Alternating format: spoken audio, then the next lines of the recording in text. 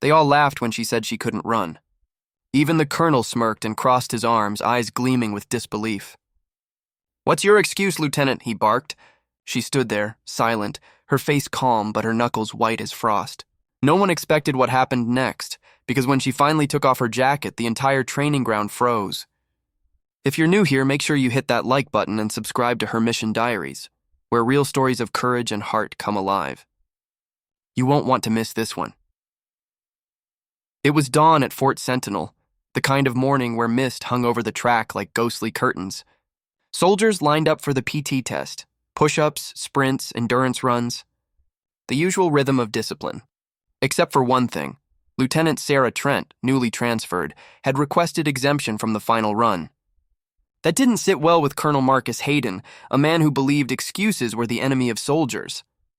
"Every one of my people runs," he said. "No exceptions." His voice carried the authority of thunder.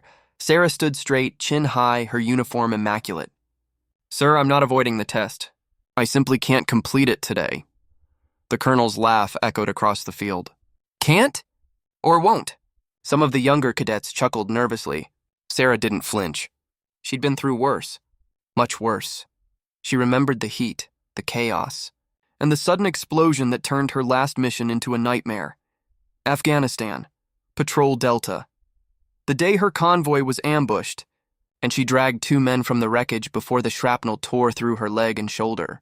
Months of surgeries followed. Doctors told her she'd never return to active duty, but she fought back, step by painful step. The colonel, unaware of her past, walked toward her. "Lieutenant Trent, you'll either run or you'll pack your gear. We don't need fragile officers here." The words hit like bullets, but Sara stayed composed. "Permission to speak freely, sir?" "Granted," she met his gaze. "With respect, sir, fragility isn't what left this mark." The colonel frowned. "What mark?" Sara slowly unzipped her jacket and slipped it off. A deep, jagged scar ran across her shoulder, wrapping down her arm. The sight silenced the entire platoon. The morning air seemed to freeze around them. "I earned this on Mission Sentinel 12, she said quietly. "Lost 3 men, saved 2. My nerve endings are half dead, sir." Running's not an option anymore, but serving still is. No one spoke. Even the colonel's face softened, pride and regret mixing in his expression. He'd read about Sentinel 12 in the classified reports, one of the bloodiest operations in recent memory. "You're that Trent?" he murmured. "Yes, sir."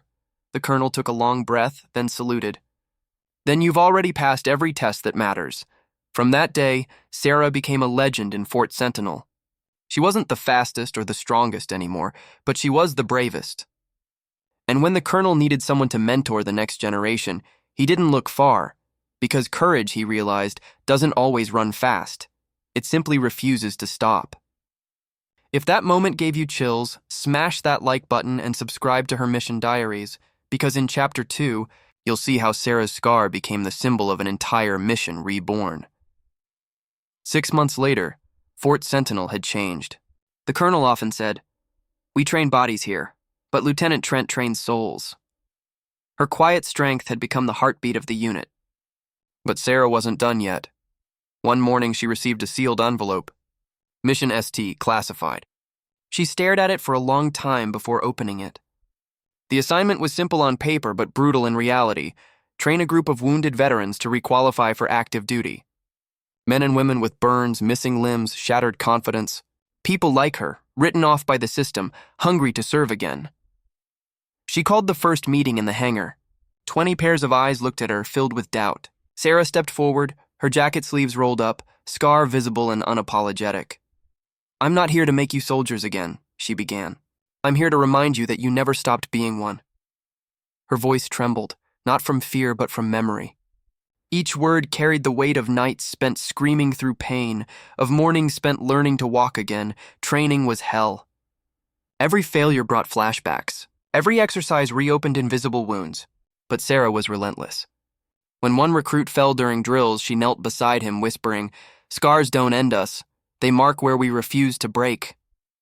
The colonel watched from afar, pride growing like fire. Sara's Mission ST wasn't about physical recovery. It was about reclaiming purpose.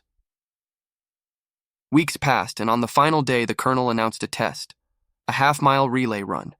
Sara's recruits froze, until she stepped onto the track herself. "Lieutenant," the colonel said, alarmed. "You don't have to." "I do," she replied. Pain screamed through her leg with every step, but she kept moving. Halfway through, her recruits joined in one by one, running beside her. It wasn't a race anymore. It was redemption in motion. When they crossed the finish line together, cheers erupted.